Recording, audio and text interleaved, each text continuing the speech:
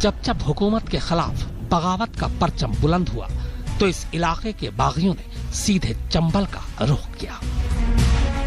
समाई चंबल की घाटी पिछले कई सौ सालों से समाज और कानून के लिए सिरदर्द बनी रही।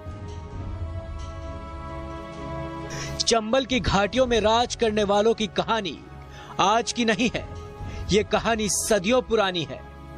बड़ा खुशनसीब माना गया वो जो लौटा पीकर चंबल का पानी। घने जंगल, ऊबड़ खाबड़ घाटियां और कटीली झाड़ियों के बीच जिसने अपनी रियासत बनाई, जिसने हमेशा अपने उसूलों को सबसे आगे रखा, वही कहलाया इस बीहड़ का बागी। इन डाकुओं को पालने वाली चंबल की घाटियों की दास्तां बहुत पुरानी है। समाज और कानून से भागे डकैत चंबल में पनाह पाते हैं। ये चंबल की घाटियां कई खूंखार डकैतों का ठिकाना रही है। यहाँ पर बड़े बड़े खूंखार डकैतों ने अपनी पूरी जिंदगी बिताई है। इन घाटियों को कुदरत ने कुछ ऐसे बनाया है कि यहाँ पर छिपे डाकुओं को ढूंढ पाना पुलिस वालों के लिए कभी आसान नहीं रहा। डाकुओं की जिंदगी में भी कुछ उसूल होते थे जिनकी वजह से चंबल के डकैत अपने को बागी कहलाना ज्यादा पसंद करते थे। चंबल के डाकुओं के अपने आदर्श और सिद्धांत थे। अमीरों को लूटना और गरीबों की मदद करना चंबल के डाकुओं का शगल हुआ करता था।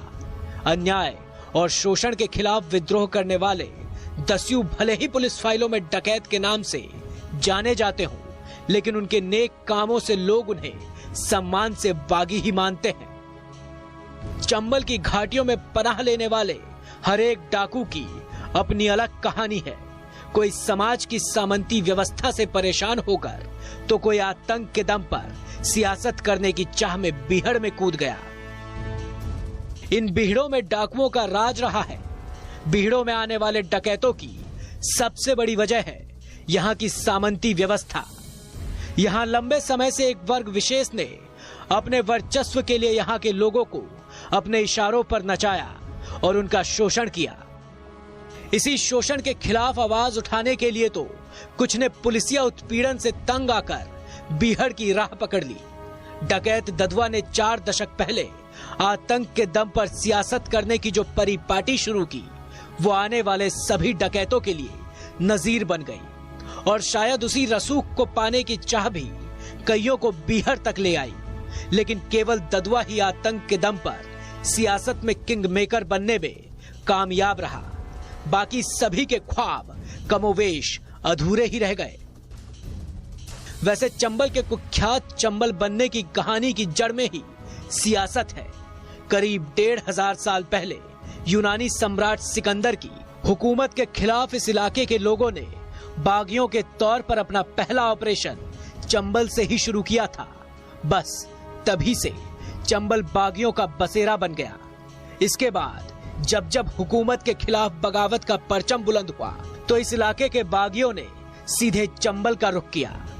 प्रतिष्ठा, प्रतिशोध और प्रताड़ना चंबल के खून में है।